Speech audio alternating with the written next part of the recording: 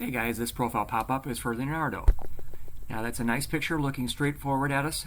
You could use a background here. I don't think I'm seeing it, but every once in a while there's a glitch. But feel free to add a background, a billboard back here, other than this default, because then you can, when people get to your profile, that's what it's great for. It's a way for you to advertise essentially a billboard for what you offer. Now you've got a nice full headline. One thing I do want to show right away, I love to do this, because of your long first name or your long full name, you only see a word and a half. So it's something to consider. The most important things that you want to have come across, you want to try to front load that in the headline. But otherwise looking really good.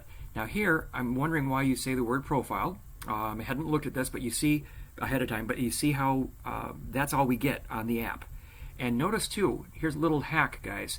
If you have more than one, if you have 2 or more media attachments in your About section, you don't get to see the headline of what it is. I have to actually click on it and see that it said there, your PDF, and then I have to go to the next one, click on that, and it's also PDF. So now I'm wondering, why do you have 2 of them? I'm not going to jump into it, but maybe you've got one for one page, one for the other.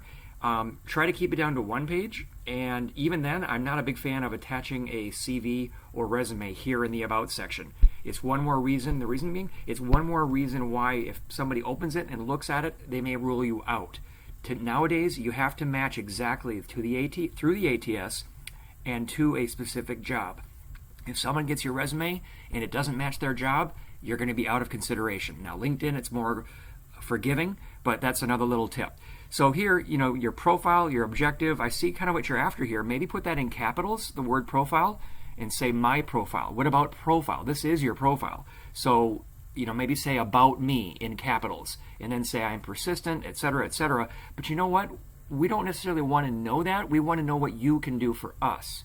So, and also, objective is something that we used to put on resumes, you know, when you're starting out a long time ago, that kind of thing. It's more of a thing you really don't do anymore.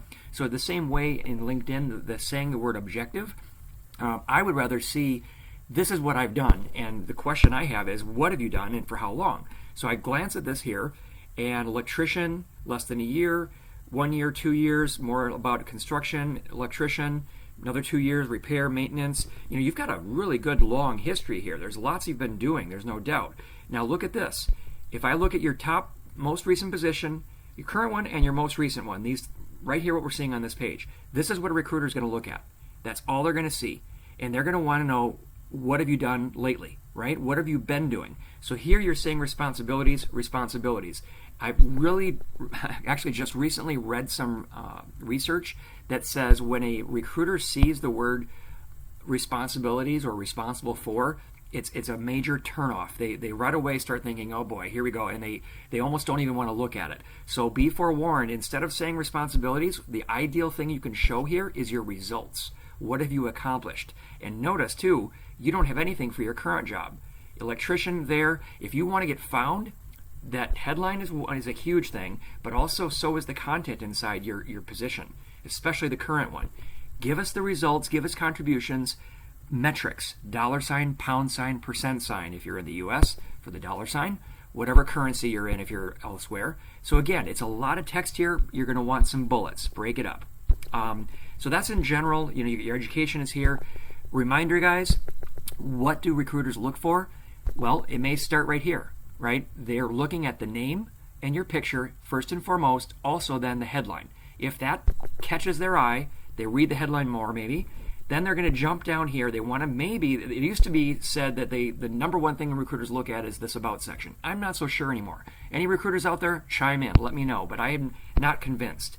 Then they're looking at your most recent position, the company, as well as the title, and the same thing here for the your current one, and as well as your most recent one, I should say.